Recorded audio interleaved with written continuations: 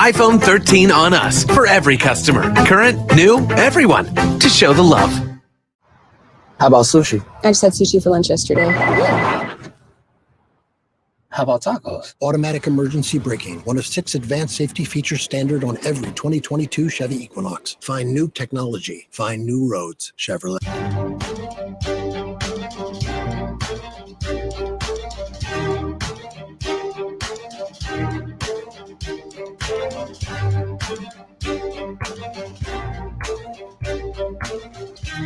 Welcome to the Black Table on the Black Star Network.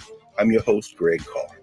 We'll devote an hour today, as we always do, to exploring ideas and subjects of general importance and special importance to African people and others fighting for the struggle to make and build a better world. Well, we are in the week of Juneteenth. For the second time in the history of the United States of America, there will be a national Juneteenth holiday celebrated. We are very excited about that here at the Black Table. In fact, so excited that we have lined up a couple of guests to help us think through the history of Juneteenth and the meaning of Juneteenth, the first of which will help us put it in an international context and help your celebrations really pop. And then we'll get into the deeper significance of Juneteenth as it relates to Texas, the history of the United States, and the future of the United States. So let's start with some basic facts. On June 19th, 1865, Major General Gordon Granger, accompanied by troops from the United States Army, by some accounts, as many as 3/4 of them, people of African descent, men of African descent, rode and sailed into Galveston Bay in Texas and issued General Order Number 3, declaring that not only was the war over, but that enslavement was over. And the following year, the first Juneteenth celebration took place. And that was on June 19th, 1866. Now, it's very important to understand that Juneteenth is folded into a constellation of Emancipation Day celebrations around the hemisphere. Usually in the Caribbean, those celebrations congeal somewhere around the first or second week of August. In other parts of the United States, certainly during the Civil War and after the signing of the Emancipation Proclamation, January 1st became a very important date after January 1st, 1863, of course, and throughout the South as Juneteenth spread into Oklahoma and Louisiana and other places. Sometimes that date might fall later in the month of June or even in July or August. And all of these together are emancipation celebrations that talk really about the long freedom struggle of people of African descent. And of course, in Texas, we saw Juneteenth, thanks to a brother, Representative Al Edwards, become a state holiday in 1980. But of course, we're talking about it now in the context of the United States and a federal holiday, because in May 2020, George Floyd lost his life in Minnesota. But what many of you know, because we know our brother Roland Martin, the founder and leader of the Black Star Network, graduated from Jack Yates High School, as did George Floyd. What many of you may not know is that Jack Yates, the high school that Roland graduated from, that George Floyd graduated from, Felicia Rashad, Debbie Allen, so many others graduated from, that school is named for Jack Yates, a formerly enslaved African who came to Texas, like George Floyd's family did, from North Carolina, and was one of the formerly enslaved Africans who bought land and in 1872 created Emancipation Park, where the first Juneteenth was celebrated in Texas, in that part of Texas, in Houston. Well, when George Floyd lost his life in May 2020, the Great Reckoning began to flood into the streets of the United States and around the world. 2 years later, or actually a year later, the President of the United States on June 17th, 2021, created a Juneteenth holiday. I was actually there for that bill signing, and nobody believed that there would have been a national Juneteenth holiday had people not been out in the streets for a whole year before. And this little kind of symbolic gesture opened up a new conversation around race and around power, around enslavement, around national memory. And so today, we couldn't think of anyone better to think about Juneteenth, the rituals of Juneteenth, the significance of Juneteenth, than a sister who enters this conversation from a very unique point. She is a naturopathic doctor, physician. She is an entrepreneur and institution builder. She is a 5-generation herbalist. She is a remarkable thinker, institution builder, cultural worker, and Dr. Sunyatta Amen, who joins us now. And in addition to everything else, she is the TEO of Calabash Tea and Tonic, an institution here in Washington, D.C., and through the internet worldwide. She's going to help us think about Juneteenth in a very special and very specific way. I want to bring her to the Black table and welcome her. Welcome, Dr. Amen. Thank you, Dr. Carr. Thank you for having me. I'm so honored to be here with you. Yes, no, I mean, thank you. I mean, we have a lot of, next week we'll talk to Gerald Horn, our friend Gerald Horn, who's going to walk us through the history of Texas and Juneteenth and all that. But today we were like, okay, everybody's going to be celebrating. And of course, our people have been celebrating all along in Texas with the barbecues and the foot races and the pageants and the games. But the food is significant in all human rituals. And people now who are stumbling around in the stores trying, I want to celebrate Juneteenth, or I want to honor Juneteenth. What do they eat? I mean, what do they do? We said, let's get Dr. Amen to talk about this, because you published recently an article in the Washington Post. Actually, I guess it was last week, where you talk about the significance of some of the Juneteenth foods as they relate to the celebration and the culture, and particularly the concept of these red foods. But we want to talk about that in the next segment. What I hope you'll share with us today in this first segment a little bit is more about yourself. I mean, we know you obviously from a lot of work, whether it be CNN or the Washington Post, whether all the institution building you've done, your presence. But tell us a little bit about Dr. Sunyatta Amen. Wow. What an intro. I appreciate that. I am a 5th-generation herbalist and a descendant of Maroons, 2 sets of Maroons. Maroons from the Great Dismal Swamp here in the United States, and Maroons that are Jamaican.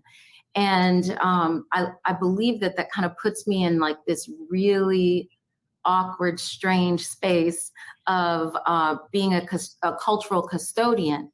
And as much as I tried to run from that as a young person, I was like, I don't want to do this work. I mean, I grew up in a health food store. My dad is an ethnobotanist by training, who also trained in Cuba in school there, at university in university in Cuba at a time when Cuba was extending invitations to high school and college students to come there for university. And the last thing in my life I wanted as a young person was to do this work, was to be an herbalist, was to, be centered in building community. And I know that may sound strange, but when your parents are activists, it's like, oh, here we go, another march. Or I hope you don't mind, because I know we had you a couple of years ago talk to the freshman class at Howard University, and 1,500 students that you talked to. I mean, everybody was wrapped in attention, and their parents and their parents' parents know your family, because it wasn't just any health food store, wasn't just any herbal store. Say a little bit about that practice that you were literally born into one of the most important institutions, not only in New York City, but really in the diaspora as it relates to this work. Could you say a little bit more about growing up in that particular store and what that work looked like? I was definitely the free labor in my parents' shop. And that's to say that's what community is about. A lot of times the spirit of entrepreneurship is the seeds are sown. And that's what we talk about when we talk about self-sufficiency and revolution and freedom as is celebrated during Juneteenth, is our connections to our community, our business community, et cetera. I mean, that's where we see the dust ups, right? Like in Oklahoma, in Tulsa, and, is in North Carolina, is when we are connected through business. And so growing up, as I said, not realizing how pivotal my parents and the folks that continued that work would be in Harlem. My dad opened in the early 70s a place called Black Pyramid. I guess pyramid wasn't black enough. I don't know. Well, either way, it became legendary. When you say Black Pyramid, certain people start, oh, really? Oh, yeah. So, right. And the offshoot of that was Tree of Life. Yes. And so my dad's partner and my dad and my cousins sort of shifted that focus into a full-fledged bookstore. They figured, if you're feeding people's minds, you're going to feed their bodies. There has to be this shift in consciousness. And so that store existed for maybe 25 years, and then Tree of Life up until, not so long ago. And these became bastions in the community. My dad opened 3 stores ultimately. And what I find is that people do come to me and say, oh, I know that place, or I bought books there, or I ate at the juice bar in there, and it is only as I became a little bit older young adult that I realized the importance of that particular thing, in which I had pushed away from me. So every time I thought I was getting out, they pulled me back in. Well, you know what? I think what we might want to do now, why don't we do this? Why don't we pause and come back in the second block, and then we can get into not only your apprenticeships, but then open that into how, when we're going to have this conversation about the significance of the Juneteenth foods, all of this background and all this momentum you are now able to empty into these rituals and help us understand what we're actually putting in our bodies for this ritual holiday. So we'll be back in a moment with our guest, Dr. Sunyatta Amen, the TEO of Calabash Tea and Tonic, and the history of Juneteenth through the foods of Juneteenth. Back in a moment at the Black Table.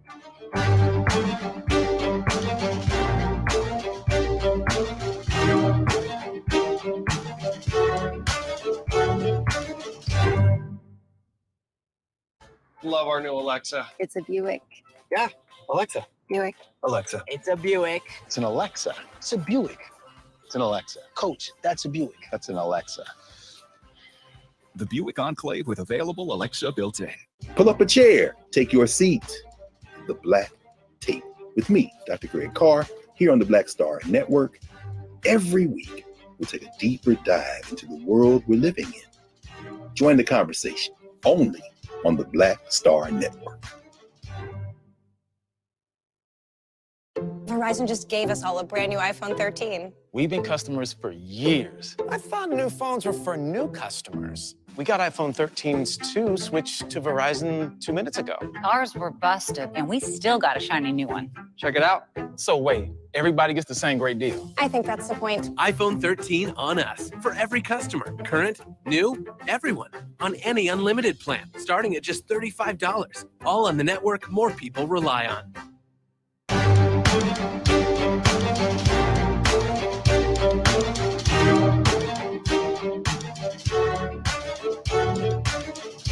Welcome back to the Black Table. I'm Greg Carr here on the Black Star Network. And Dr. Amen, our guest, Sunyatta Amen, when we paused, you were telling us how you tried to get out, but they pulled you back in. I love I've seen you lecture and have interaction with audiences where you talk about, that apprenticeship literally stained your fingers. I mean, you're working in talk to us a little bit about I was the golden seal girl. I was the person in charge of bagging, ginger and golden seal and turmeric. And so sometimes I'd go to school and my fingertips would be like yellow or red. And people are like, what the heck kind of thing are you doing? Do we need to call children's services? What's wrong with this child's fingers? No, what's going on? Well, even the other students were like, I think, I heard that she's that, they got some stuff in there. They got roots. They got roots. Oh Lord. So they had you pegged for a witch as a child. But I never, students always talk about this when they mention you. They say, you told them you almost never got a cold or never got a cold. I still have yet to remember a cold I got or sick in any capacity. My classmates would get full blown, chicken pox, different things would go around. I just never got sick. And I attribute that to probably breathing in all those fumes of things as the child labor.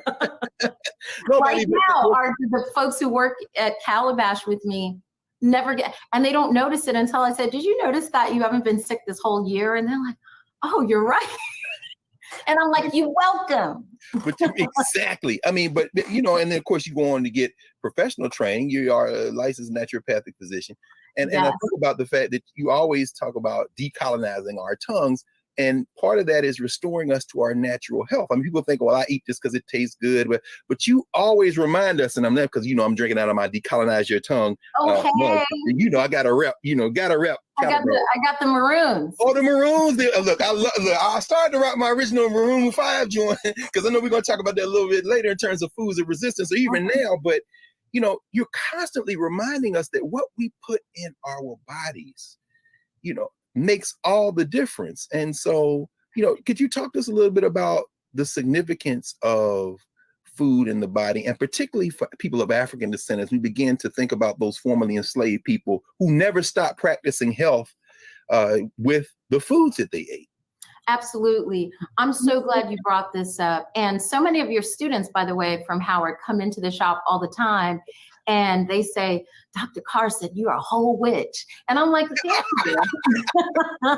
And the way that relates in the decolonizing of our tongues is reclaiming lots of the things that are our traditions, that it is possible that we still say, we say, oh, that child, he's been here before. Oh, I saw a butterfly. That's my grandmother coming back to tell me something. I mean, we have symbolism, we have connection to nature. And within that, during the Mafa, during the Holocaust of being transported, millions of us in that transatlantic slave trade, as enslaved people, one of the ways that we could connect to home was the knowledge of herbal medicine, the fact that nature, not just the herbs, but nature itself connects us mind, body, and spirit to who we really are at our essence. And that's why the food is so important, because that's the way we connect internally with the way we relate to nature. And so many things were taken from us. And even in places where we were forbidden to drum or to practice traditional Yoruba ceremony or traditional Akan things, or we must remember many of us were Muslim, being taken, many imams and many Sufis, and that in the New World, in general in life, if you think about it, everything you can do to a person, you can try to control a person. But one thing that you can't really control is food. People decide they're not going to eat, or people who feel put upon decide, I'm not eating, or I am eating my feelings, or I'm not going to eat because I feel a certain way. It is something you can control as an individual. So one of the ways that we take personal power, even if it's in a disordered fashion, even as modern people in disorder, is the control of what we eat or do not eat. And that is a revolutionary act, for better or worse. It is a matter of taking back wresting control. And so when we talk about what we ate from a diasporic perspective post transatlantic slavery, or even during that time, right? Because that was hundreds of years in the making, that we could approximate what we were used to before, and it's its own act of resistance. It's its own decolonizing or resistance to colonization that we're exercising at that point. So if we think about the Maroons, Dr. Carr, I mean, this is one of your loves and specialties, our connection, Queen Nanny, who's on our cup, right? Yes. Or Zumbi, Kojo, Makandal, Dutty Bookman. We talk about how many of them, there's the success of their revolutionary acts, Harriet Tubman, lots of folks, that it had to do with their responsibility to nature and our connectivity to nature that allowed them. And so it's said that, this one practiced voodoo and they had herbs at their disposal, and this one gave herbs to their troops so that they were emboldened and strengthened. This is the food they ate. This is the sacrifices they left to the African spirits that are related to food for us. There's no way to separate it. And so in that context, as we even come to things like Juneteenth, as we come to other celebratory things that we hold in our communities, food is absolutely pivotal. Well, let's continue that momentum as you're talking, and of course, as you talk about all those places you brought in, Jamaica and Cuba and Haiti, and put that right where we can now see this momentum of resistance, literally through with the foods that we ate. In the article you wrote on the 15th of June in the Washington Post, one of the things you talked about. That comes out tomorrow, actually. What you guys got was the preview. Ah, wonderful. Oh, that's perfect. So then that's right in the rhythm then. All right. So you all out in the food section tomorrow. On Thursday, it comes out on Wednesday. June 15th. Yes. So by the time folks are seeing this, it will have already come out. So you all can now access the Washington Post and see this article. And so in it, you talk about several of those herbs, those plants, and you focus in on hibiscus. And you write hibiscus plants with a lot of the other botanicals that come from Africa, like ginger and the various spices, as you said, came with us on those ships. And they not only allowed us to continue our practices, they continued to heal us. And of course, coming out of the Caribbean as you do, you also write about how over the last decade plus, that sorrel that so many people in the diaspora enjoy, it has medicinal benefits. Could you talk a little bit about what makes the red and some of these red drinks that we consume, not all of them, as we'll talk about in a minute, but some of them, what makes them so powerful? And talk about some of those herbs. That's such a great question. Red is a significant ancestral color for us. In many of our West African traditions, red symbolizes ancestral connection and power through blood connections. And that connection doesn't have to be people you're related to, is symbolic. And so when you talk about Shango, when you talk about Alegua, whose bracelets I have on now, both of those deities, but we talk about red being a color of power. When people get married, they're often wearing red, not white. People are there is red involved in ceremony and palm wine and cola.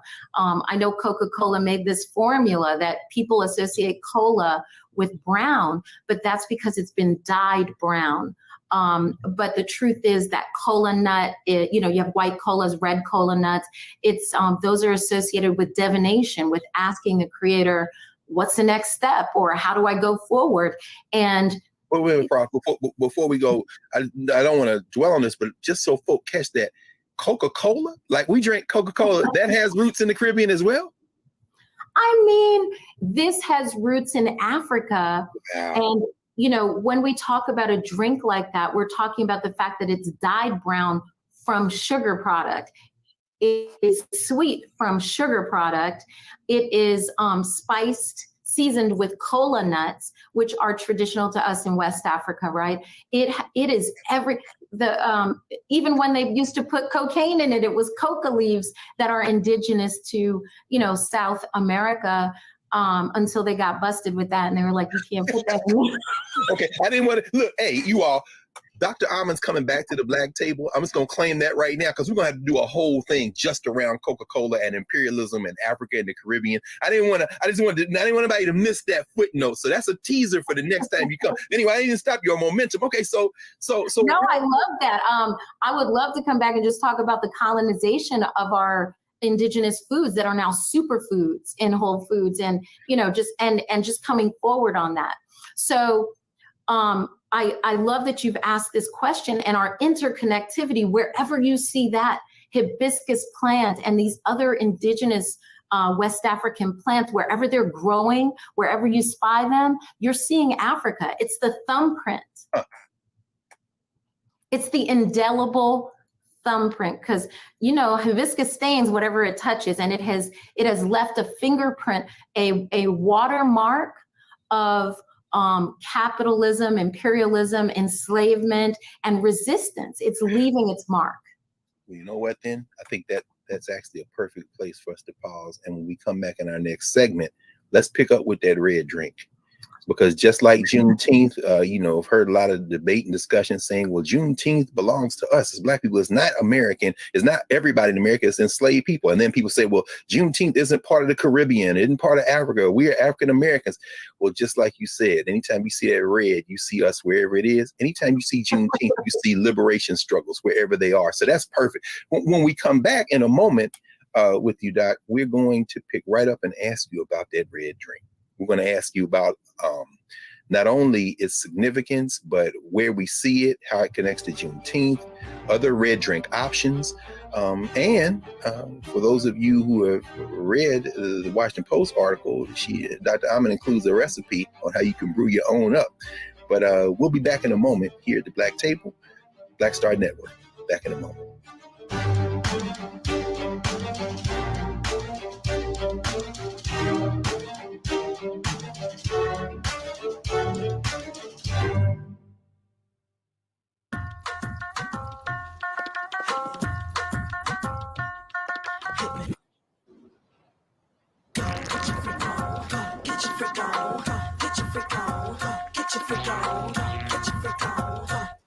Verizon just gave us all a brand new iPhone 13. We've been customers for years. We got iPhone 13s too. Switched 2 minutes ago, literally right before this. iPhone 13 on us on any unlimited plan for every customer, with plans starting at just $35. All on the network more people rely on. Love our new Alexa. It's a Buick. Yeah, Alexa. Buick. Alexa. It's a Buick. It's an Alexa. It's a Buick. It's an Alexa. Coach, that's a Buick. That's an Alexa. The Buick Enclave with available Alexa built-in.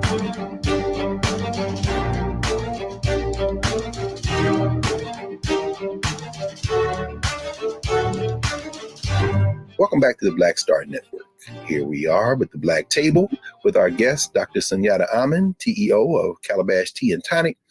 And when we left, you led us right up to the door of that red drink that we see proliferate in Texas. And these Negroes is barbecuing whole hogs. They out here doing all kind of, I mean, walk us through some of that food, Dr. Amen, because, you know, in addition to being intimately familiar with the foods of Africa and the diaspora and what is good for us, you also talk a lot about the things that aren't so good for us and how sometimes mixing those things together can have detrimental effects. But talk to us a little bit about this red drink that we see. Red drink, fantastic. Red drink is pivotal to any celebration. As you look throughout the diaspora, you will see red drink appearing over and over in different forms. This has everything to do with our connectivity with West Africa. So this, I mean, everywhere you go in it, let's deal with Africa in general, right? I have a list here for you, right? We have Bissap in Senegambia. We have sorrel in the Caribbean. We have Rosella in the Horn of Africa and Italy. It spread to Italy. And the Middle East, they call it Rosella, or so-called Middle East arbitrary geopolitical term. Yes. Let's not forget that. Yes. In Egypt, you're going to call it karkade. Oh, that's my favorite. Yeah, anytime we go to Egypt, I know you've been there many times, me too. We get off the plane looking for that karkade.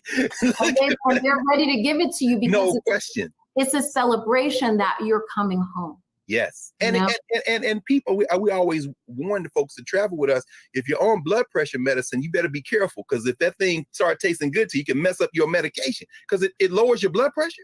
It certainly does. It's a vasodilator. It opens the blood vessels and it releases heat from the body. It's a coolant, as they call in an herb. There are certain herbs that are coolants. And so this throws heat off of your body. And that's one of the reasons why it remains popular in tropical and subtropical regions.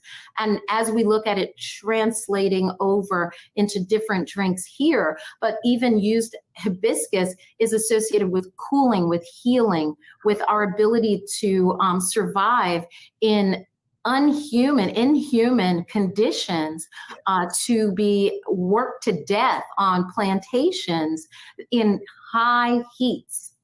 So I still have some more. Yeah, I don't want to interrupt you. So some of these other regions, like what's the name? What other names do we have? So in Central America, it is called agua fresca de Jamaica, or Jamaica. And so it's called Jamaica because that was one of the main landing points of hibiscus and other herbals. And I assert that, not just because my parents are Jamaican, but I assert that there's a history of maroonage in Jamaica, and that connection from Queen Nanny and Cudjoe and all these other folks. And when we talk about their mastery of herbal medicine, is because it was one of those places where the drum still existed, and our connection to traditional spirituality, which includes herbal medicine. There's no way to separate it. So we also have in Brazil, we have vinagrera. It can be found everywhere. I mean, you see it over and over again.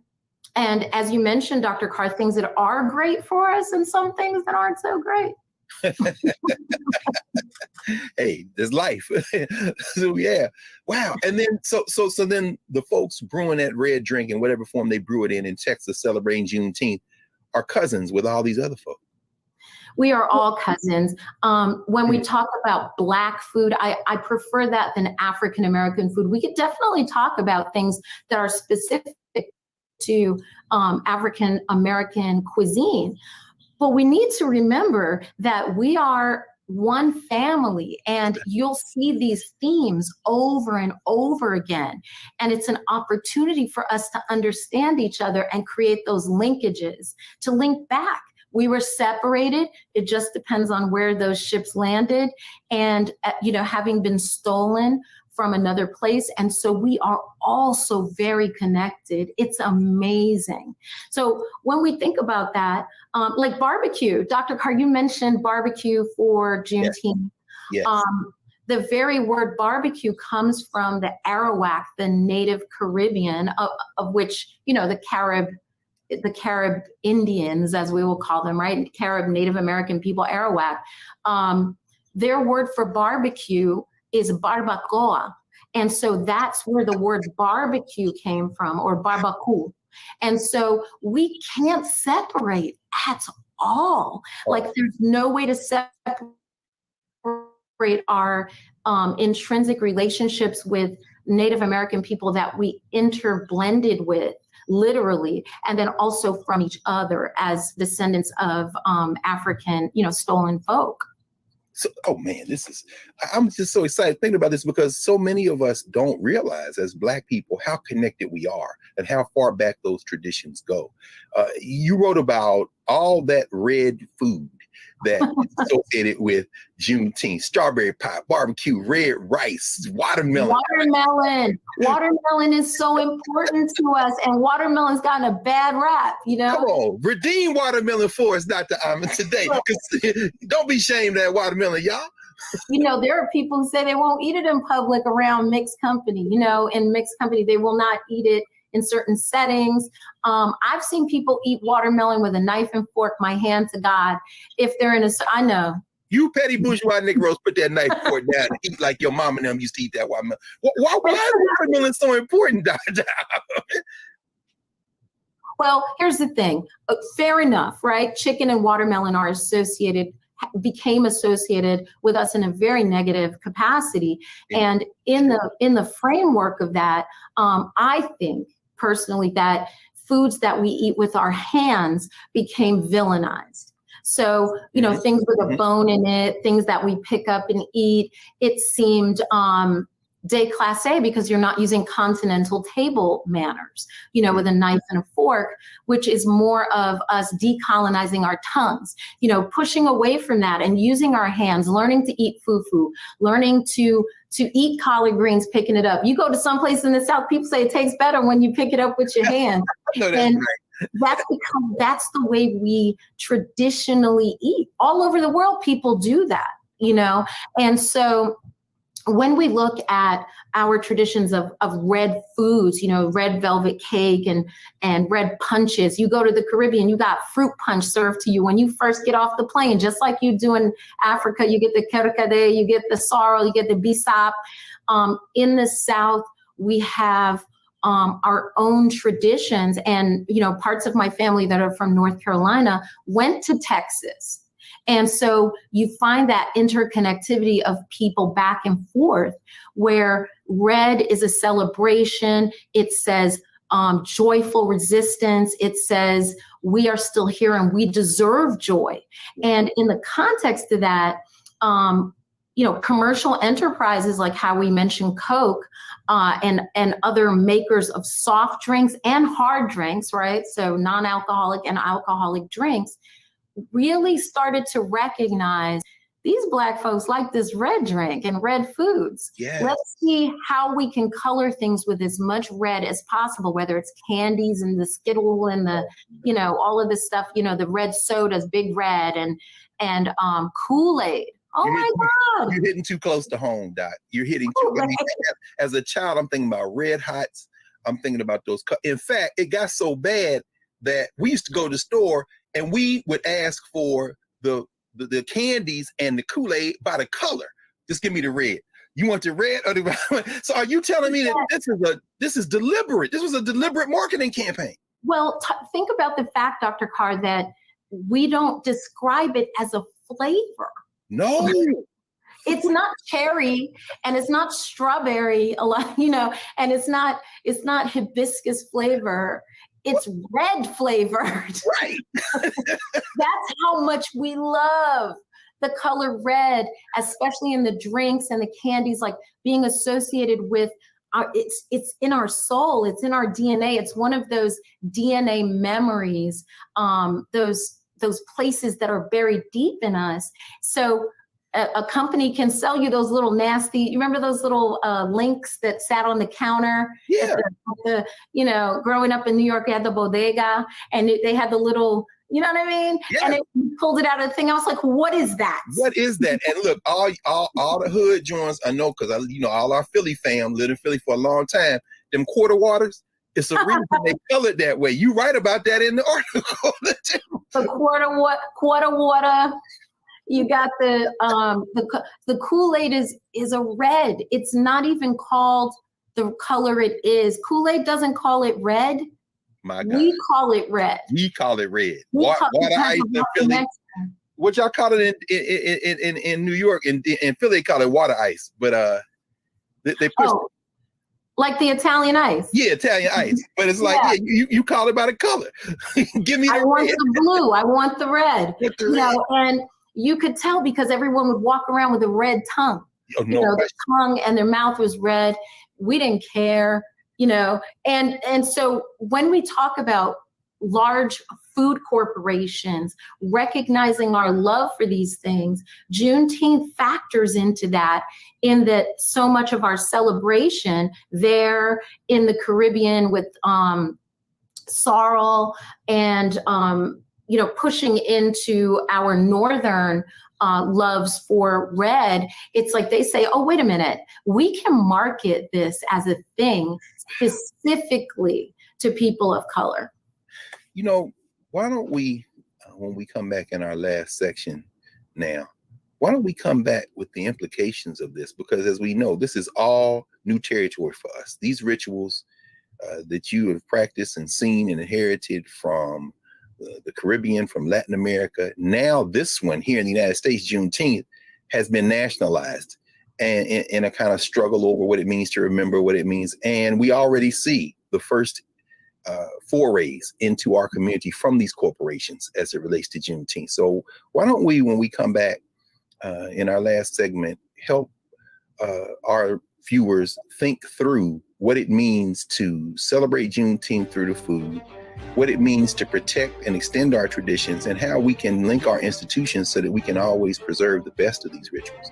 So we'll be back with Dr. Sunyatta Amen, and we'll be talking more about Juneteenth and these foods at the Black Table. Back in a moment.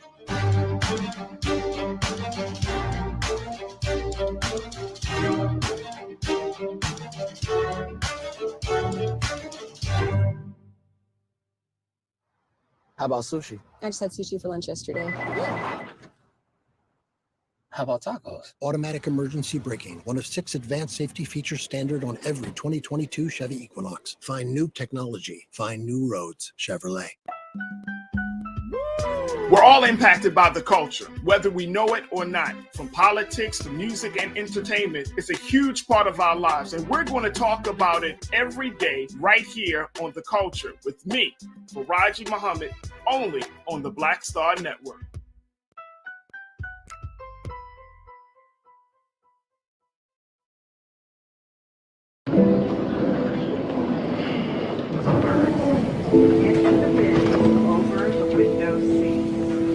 These are the only bins that will accommodate larger overboard.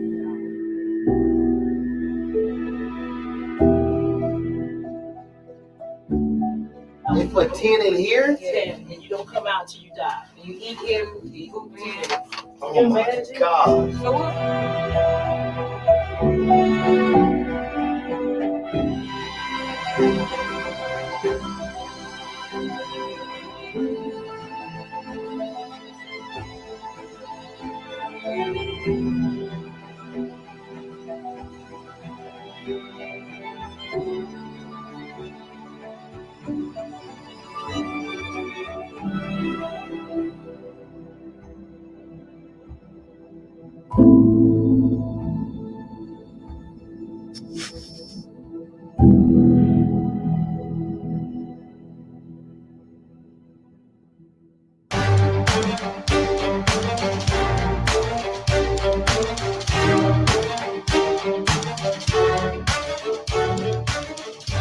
Welcome back to the Black Table.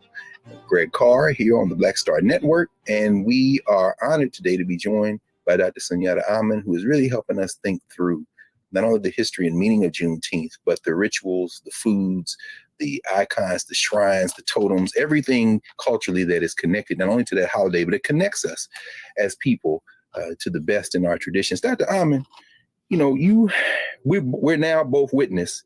Certainly after everything shut down, you and the Calabash team went online and expanded. A lot of people be watching this from around the world, watching this broadcast. You led us right up to the horns of a dilemma now, because a lot of people now are going to be wanting to celebrate Juneteenth. I mean, I know that's one of the reasons that you wrote for a broader audience to help people introduce people. But there's some pitfalls probably associated with that. Could you talk to us a little bit more about that? You started at the end of the last segment talking about this, the market coming in and saying, oh, we can exploit this. What do you see going forward? This is a great question. Just like we see traditional superfoods making their way into the marketplace, you name it, matcha and maca and hibiscus and, mushroom and, all of these foods that are now foraged, which we just call going out in the woods behind our house and grandmother said, bring back that pokeweed and let's make a salad. Right. Yes.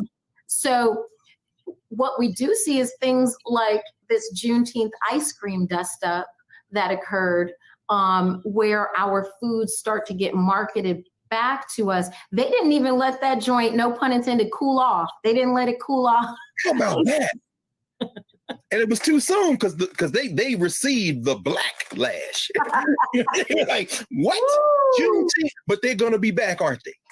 Oh, yeah, definitely. We're going to start to see more Juneteenth sales and lots of things revolving around food, because that's a huge part of the tradition. And as we said, these red foods, we're going to see it more and more. And it's going to go in it's going to be a soft sell where it'll start with foods that we're accustomed to being red, like we talked about earlier.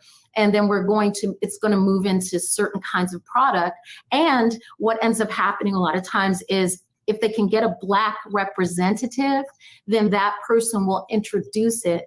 And that's where they messed up, to be honest, with the ice cream. It's funny you say that, Doc. At the bill signing last year, they had Mother Opal Lee, the elder who is, largely associated with helping, push along with a lot of other folks. Yeah. And we were standing there. Here's Congressional Black Caucus and the President of the United States signed that, Vice President Harris. And I'm standing in the back with the cats that guard the place, which, as we know, are Black and brown people. And I'm standing between these two police officers. One young sister, she said, I'm from Texas. We've been celebrating this all along. And the brother was like, right? I said, well, what y'all think's about to happen? And they both just shook their heads and started laughing. Right. I mean, this is a ritual like all the other ones you're describing. It's from the people. So how can we protect it? I mean, what are we talking about at this point? It definitely is. It's one of our traditions, and Texas is one of those pivotal places in terms of how it got its name, how that celebration has continued for all this time, and people need to acknowledge that.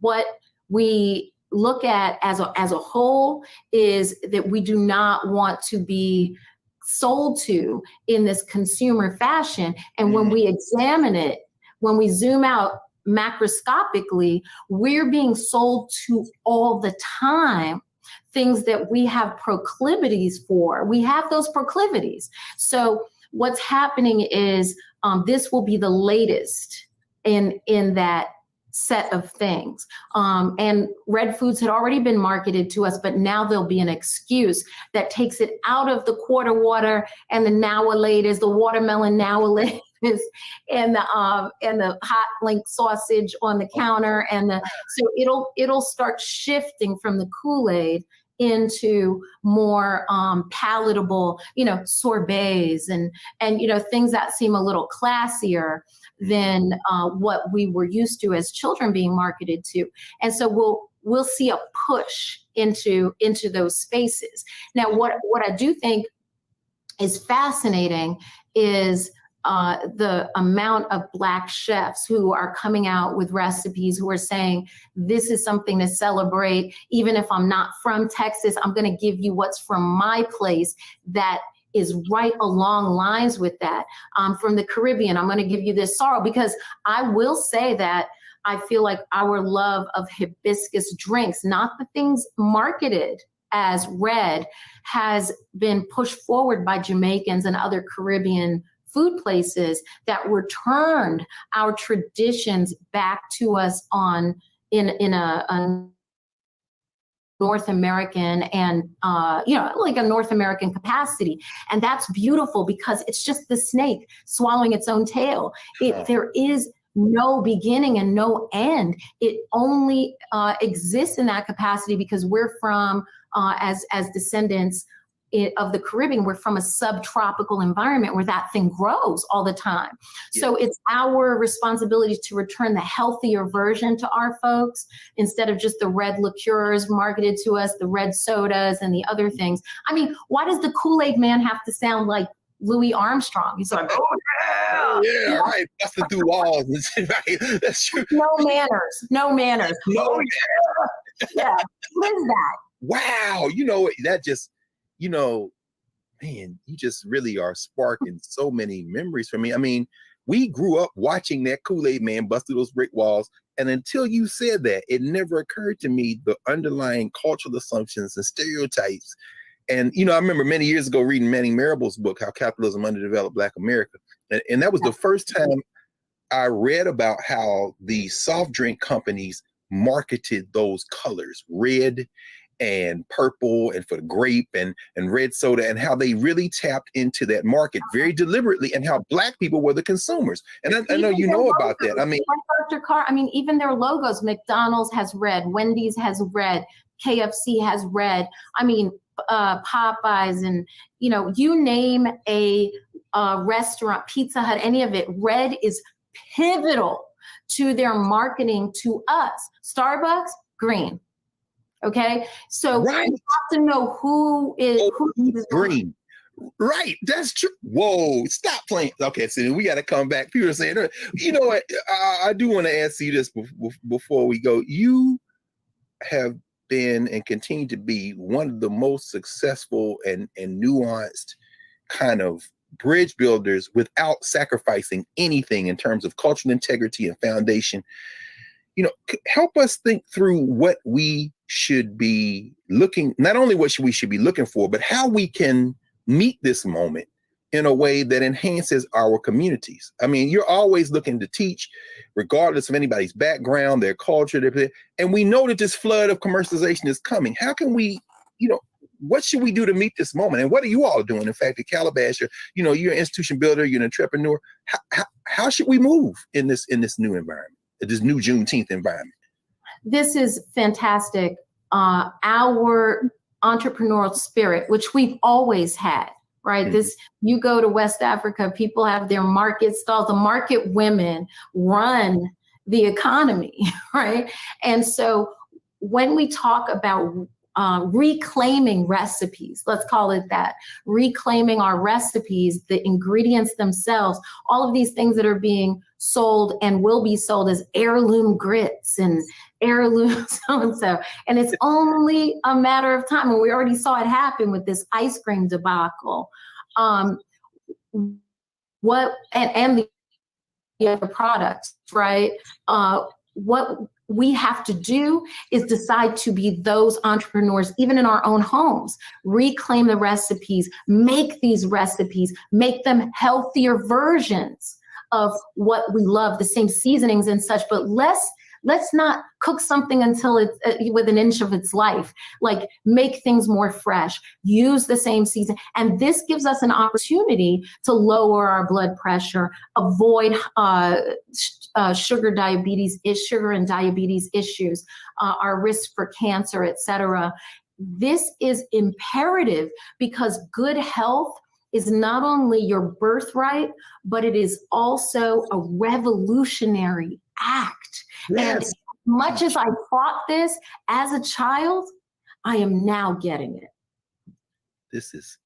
Listen, y'all, here we are on the verge of the Juneteenth holiday. I don't think, with the producers, we were talking before, and, they said, let's move this to the first of our two-part conversation on Juneteenth. And, thank you for doing this, because it's going to be a lot of celebration. It's going to be a lot of noise. But when you watch this hour that we've spent with you today, this just resets the paradigm. It just strengthens us. And ultimately, our health is a revolutionary act, huh? It absolutely is. It is intrinsic to our joy. And if it is true that every American citizen is due life, liberty, and the pursuit of happiness, our being able to live is pivotal to that entire flow. Otherwise, our quality of life is compromised. And that is a deliberate act with corporations. It's a deliberate underpinning of enslavement for so long, and what we were forced to eat, what we had access to. Now we're at the place where we want to make sure that we do the best we can for ourselves to increase our life and well-being.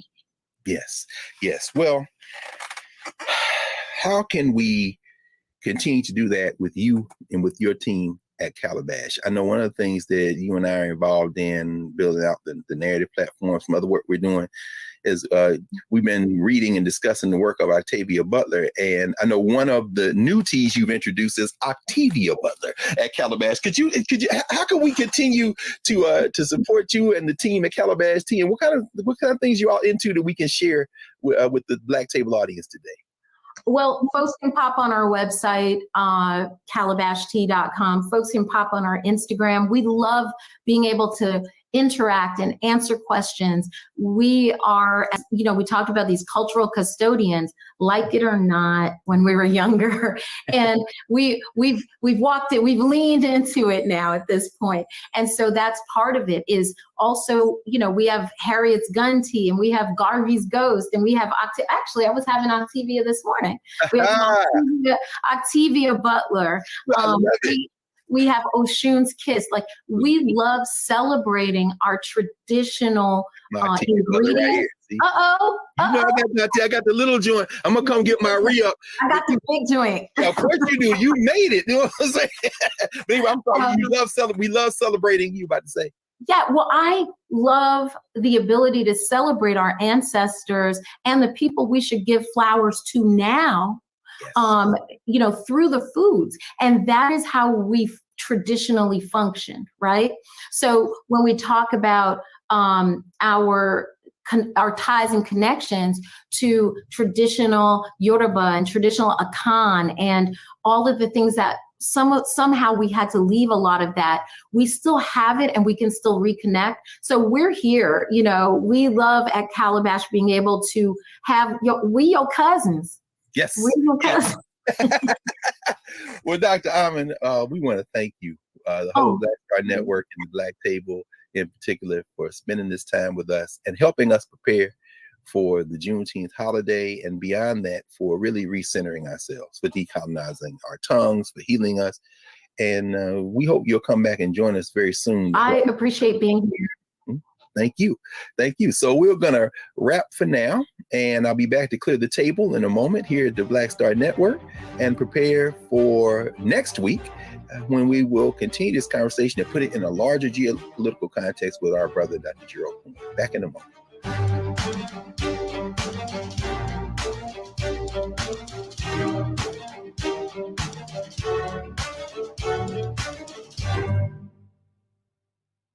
How about sushi? I just had sushi for lunch yesterday.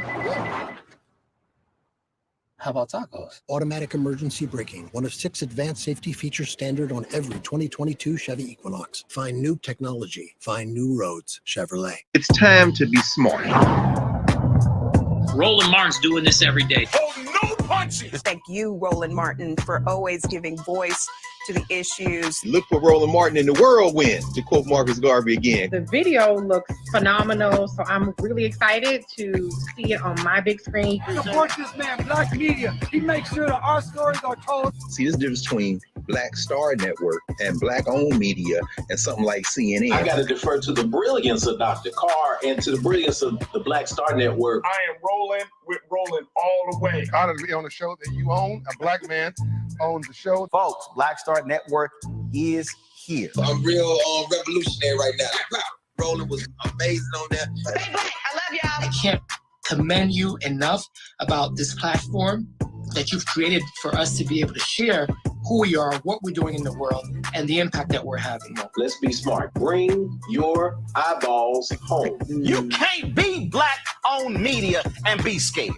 You dig?